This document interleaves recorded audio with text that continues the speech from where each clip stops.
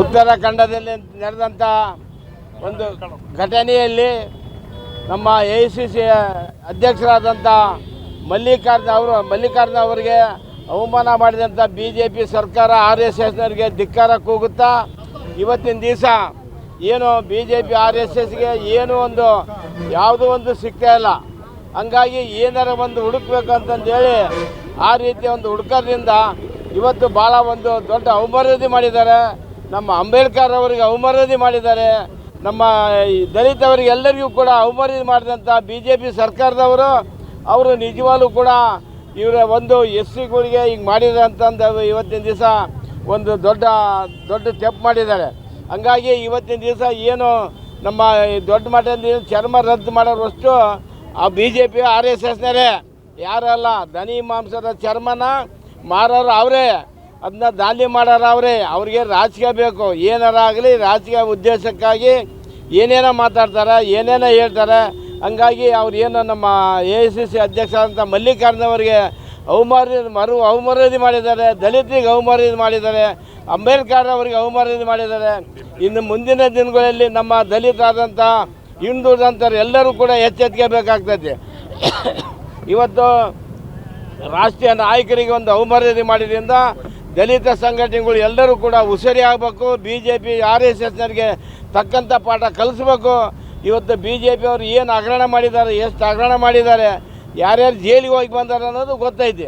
ಇವತ್ತು ಯಾವುದೂ ಏನು ಇಲ್ಲ ನನಗೆ ಸುಮ್ಮನೆ ಹಿಂಗೆ ಮಾಡ್ತಾ ಇದ್ದಾರೆ. ಹಂಗಾಗಿ ಆ BJP RSSಗೆ ಧಿಕ್ಕಾರ. ಸ್ನೇಹಿತರೆ, ಈ ದಿವಸ ಏನು ನಾವೆಲ್ಲ ಸೇರಿ ಈ ಪ್ರೊಟೆಸ್ಟ್ ಮಾಡಕತ್ತೀವಿ. ಇದಕ್ಕೆ ಕಾರಣ ಏನಂದರೆ ಈ BJP RSSನವರು ಸೇರ್ಕೊಂಡು ನಮ್ಮ AICC ಅಧ್ಯಕ್ಷರಾದಂಥ ಮಲ್ಲಿಕಾರ್ಜುನ ಖರ್ಗೆ ಅವರಿಗೆ ಅವಮರ್ಯಾದೆ ಮಾಡಿರೋ ರೀತಿಯಲ್ಲಿ ಅವರು ದೇಶವನ್ನು ಹಾಳು ಮಾಡುತ್ತಾ ಇವರು ಹೊಂಟಿದ್ದಾರೆ. ಈ RSSನವರು BJP ಅವ್ರಿಗೆ ಕೆಲಸ ಇಲ್ಲ. ಏನೇ ಇರಲಿ, ದಲಿತರಿಗಾಗಲಿ, ಹಿಂದುಳಿದವ್ರಿಗಾಗಲಿ, ಅಲ್ಪಸಂಖ್ಯಾತರಿಗಾಗಲಿ ಇವರು ಎತ್ತಿ ಕಟ್ಟುವಂಥ ಕೆಲಸ ಮಾಡುತ್ತಾ ಈಗ ನೋಡಿದರೆ ಬರೀ ಇವೇ ಕೆಲಸ. ಇವ್ರಿಗೇನು ಬೇರೆ ಕೆಲಸ ಇಲ್ಲ.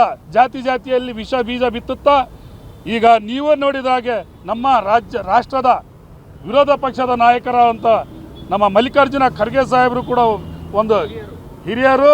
ಅವರು ಬಂದಿರೋಂಥ ಹಾದಿ ಇವ್ರಿಗೇನೂ ಗೊತ್ತಿಲ್ಲ.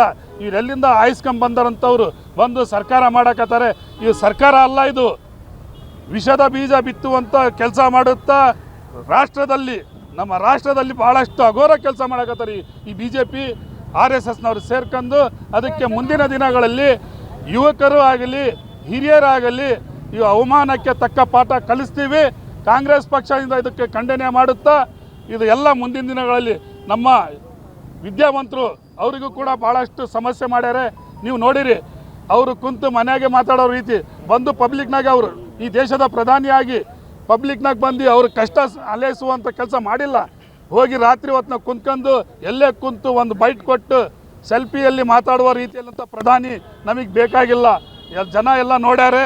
ಇದಕ್ಕೆ ಮುಂದಿನ ದಿನಗಳಲ್ಲಿ ಪಾಠ ಕಲಿಸ್ತಾರಂತೇಳಿ ನಾವು ಕೂಡ ಇದಕ್ಕೆ ಖಂಡನೆ ಮಾಡುತ್ತಾ ಕಾಂಗ್ರೆಸ್ ಪಕ್ಷಕ್ಕೆ ಜಯವಾಗಲಿ, RSS BJPಗೆ ಧಿಕ್ಕಾರ.